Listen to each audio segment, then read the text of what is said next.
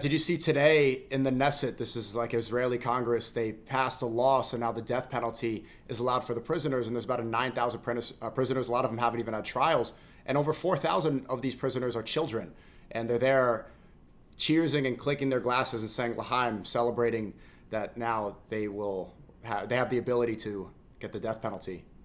I saw that I had to stand up and just take a walk. It was so disturbing, and it shows you the attitude they have upon Palestinians and their idea of being able to kill them. I understand it's for the death for anybody who's been accused of killing a settler, which is out of resistance, which is under international law allowed.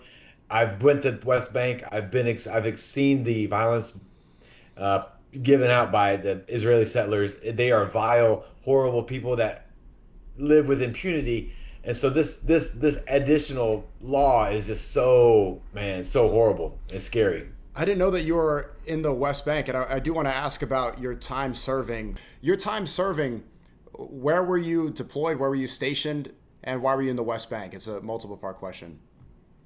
When I was in the Marines, I was stationed at Camp Lejeune in North Carolina, and our company was on a MEU, which they've talked about lately because that's the Marine Expeditionary Unit, and they're always scheduled to either be deployed in the Pacific, in the Mediterranean, or in one other site region of the world. And so I was deployed in the Mediterranean, and we traveled throughout the Mediterranean, through the Suez Canal, into the Red Sea and the Strait of Hormuz to Bahrain, of all places. And then that was a 6 month stint. That was right after 9/11. Usually you get to hit a bunch of Liberty ports and go off to, to the different countries and do a lot of touristy stuff. Ours was right after 9/11, so we were on high alert. So we stayed on the ship for 3 months straight, no Liberty, and they gave us steel beach parties where they allowed us two alcoholic beverages, and lots of barbecues on the flight deck, basketball tournaments, dancing, just whatever you could get into, hit golf balls off the flight deck. So that was what they kind of offered in consolation of not being able to get off the boat. But and then I was deployed in Iraq in 2003 for the initial invasion. I operated as a LAV gunner. Light armor vehicle is kind of like a Bradley in the Army, but it's like a tank with wheels. It's got a turret on the top, and I was a gunner, and I was deployed there, and that's where I experienced my combat. And 5 months doesn't seem like a long time, but it was, you could pack a lot in there. We were activated and running. We drove all over the country, and it was intense the whole time. And so I saw a lot of things there that I had a hard time processing the rest of my life.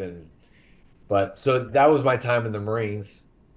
And I don't remember if I asked you. It was a little bit hard to hear when I called you from Medina. But there was many soldiers, so many Americans who believed in the propaganda, and they really believed that they were doing the right thing. And you have to give them credit for following their inclination to want to defend their country. Did you enlist in the military because of 9/11? No, I didn't. And anybody who did, I really salute you, because that's knowing you're going to combat and signing up for that reason.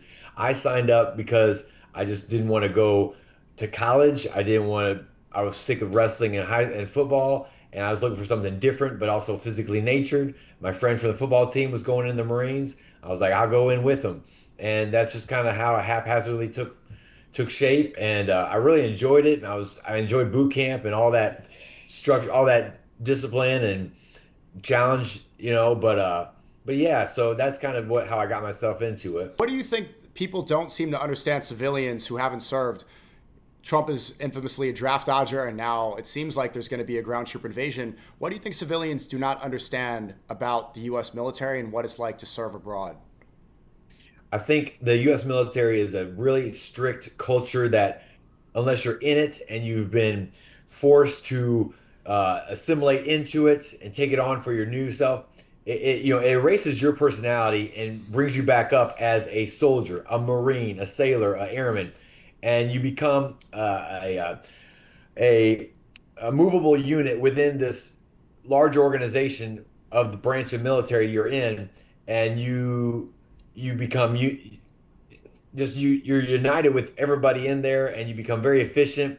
The mission is the top priority. It's not your desires or wants. It's the mission of everybody. And that's just the mentality, that group mentality you really tap into. And so you lose a part of your humanity in a sense because you're so focused on being a part of the team. That's a good thing and a bad thing. It's part of the human situation because we can't be everything at once, but this is definitely a focused type of environment that you get yourself into in the military.